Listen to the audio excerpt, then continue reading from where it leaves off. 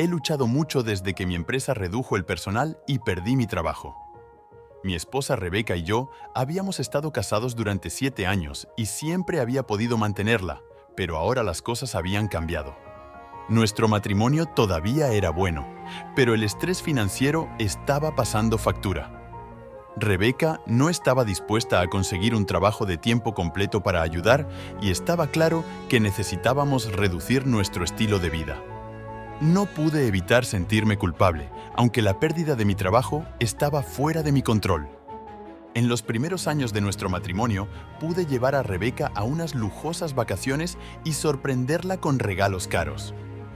Vivíamos en una casa hermosa y nuestro calendario social siempre estaba lleno de eventos y reuniones, pero ahora nuestra vida era una sombra de lo que alguna vez había sido. Nuestra casa parecía más vacía, las vacaciones eran menos frecuentes y los regalos más modestos. Sabía que Rebeca no estaba contenta con el cambio. Podía verlo en la forma en que evitaba el contacto visual y en la forma en que suspiraba mientras observaba nuestra menguante cuenta bancaria. La mujer con la que me había casado, la que siempre había estado tan llena de vida, pareció desvanecerse ante mis ojos. Intenté mantener una sensación de normalidad llenando nuestros días con pequeños momentos de felicidad, como cocinar sus comidas favoritas o organizar citas nocturnas económicas en casa, pero estaba claro que la chispa que alguna vez tuvimos se estaba apagando lentamente. Mis esfuerzos, aunque sinceros, parecieron hacer poco para revivir la pasión y el amor que alguna vez compartimos tan fácilmente. A medida que pasaban las semanas, traté de hacer lo mejor que pude en nuestra situación, buscando ofertas de trabajo y enviando innumerables currículums, con la esperanza de que algo se materializara pronto. Pero el mercado estaba difícil y mi confianza comenzaba a flaquear. No pude evitar preguntarme si Rebeca estaba cada vez más resentida por el cambio en nuestras circunstancias. No estaba contenta conmigo por no poder mantenerla como lo hice antes. Fue durante este periodo difícil que comencé a notar cambios sutiles en el comportamiento de Rebeca.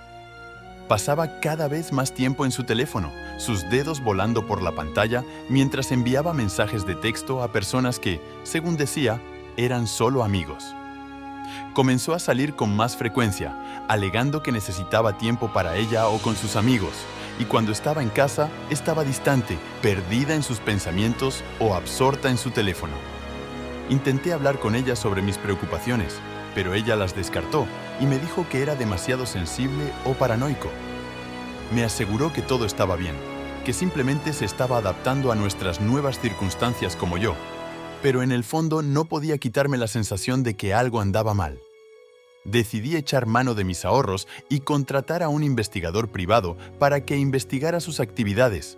Me costó poco más de $5,000. El investigador privado que contraté era un profesional experimentado con años de experiencia descubriendo secretos. Su nombre era Frank, y su comportamiento tranquilo y sus palabras tranquilizadoras me dieron una sensación de consuelo, aunque me sentía incómodo con la tarea que le estaba pidiendo hacer. Le expliqué mi situación y me aseguró que haría todo lo posible para ayudarme a descubrir la verdad. Con gran pesar, le entregué una fotografía de mi esposa y el marido de su mejor amiga, Mark, de quien había empezado a sospechar. Frank no perdió tiempo en ponerse manos a la obra. Comenzó por realizar una verificación exhaustiva de los antecedentes de Mark, indagando en su pasado y descubriendo cualquier información que pudiera ser relevante para mis inquietudes. Resultó que Mark tenía un historial de infidelidad en relaciones anteriores, lo que solo alimentó aún más mis sospechas. Mientras continuaba la investigación, comenzó a seguir a Rebeca y documentar cada uno de sus movimientos. Me llamó para actualizarme y compartir fragmentos de información que me intrigaban, dividido entre querer saber la verdad y temer cuál podría ser esa verdad. La espera fue casi insoportable, pero sabía que necesitaba respuestas. En las semanas siguientes, el investigador continuó siguiendo a Rebeca, recopilando pruebas y reconstruyendo una cronología de sus actividades. Descubrió que pasaba un tiempo inusualmente largo con Mark, reuniéndose con él cuando él decía estar con amigos o haciendo recados. A menudo se los veía juntos en varios lugares de la ciudad y sus interacciones parecían cada vez más íntimas. Era difícil ignorar la creciente evidencia, pero aún mantenía la esperanza de que hubiera una explicación razonable para el comportamiento de Rebeca. Me aferré a la creencia de que él nunca me traicionaría, a pesar de la sospecha que me atormentaba. Entonces, un fatídico día, el investigador me llamó con la noticia que destruiría mi mundo. Había recopilado imágenes de mi esposa engañándome con el marido de su mejor amiga. El aguijón de la traición fue como un cuchillo en mi corazón. No podía creer que ella pudiera hacerme algo así a mí, a nosotros. Se suponía que nuestro matrimonio sería una sociedad, pero ella había traicionado esa confianza. Con las pruebas incriminatorias en la mano, me encontré en una encrucijada. Podía confrontar a Rebeca y exigirle una explicación, o podía tomar las pruebas y alejarme de la vida que habíamos construido juntas. El peso de la decisión fue abrumador, pero sabía que ya no podía vivir con la mentira. Decidí confrontar a Rebeca para darle la oportunidad de explicarse antes de tomar decisiones sobre nuestro futuro. La senté y le conté todo lo que sabía, observando cómo su rostro palidecía y sus ojos se llenaban de lágrimas. No negó la infidelidad, pero me pidió perdón, diciéndome que había sido un error y que todavía me amaba. Pero el daño ya estaba hecho y no podía perdonarla. Me sentí traicionada, humillada y completamente destruida. Mi confianza en ella se había hecho añicos y sabía que nuestro matrimonio nunca volvería a ser el mismo. Le dije que quería divorciarme y vi cómo la realidad de nuestra situación la abrumaba. El dolor y la ira que sentí al descubrir la traición de Rebeca fueron indescriptibles. No podía dejar que se saliera con la suya. Decidí vengarme haciendo copias de las pruebas incriminatorias y enviándolas a la otra parte traicionada, Lisa.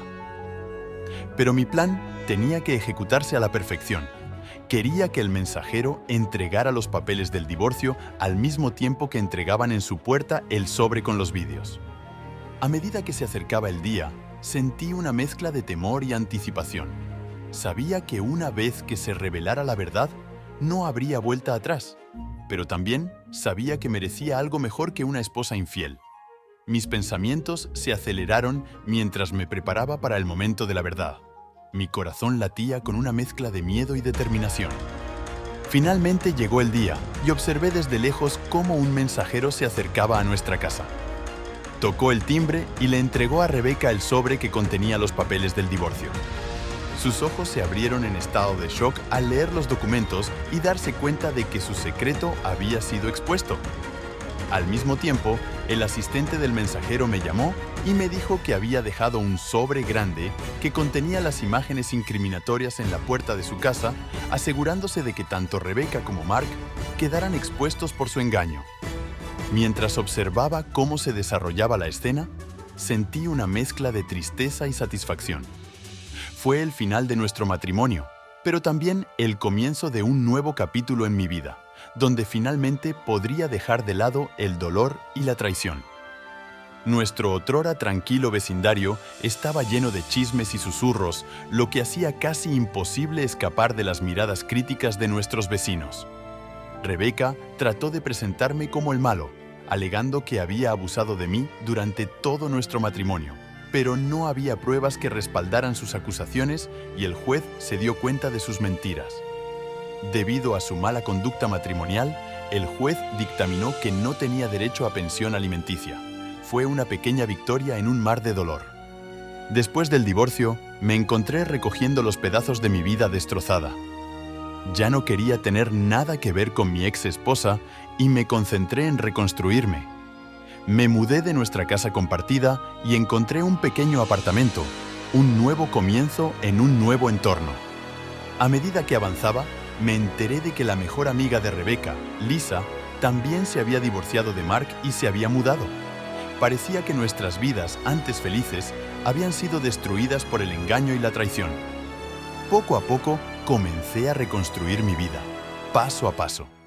Me concentré en mi carrera y finalmente encontré un nuevo trabajo que reavivó mi pasión por mi trabajo.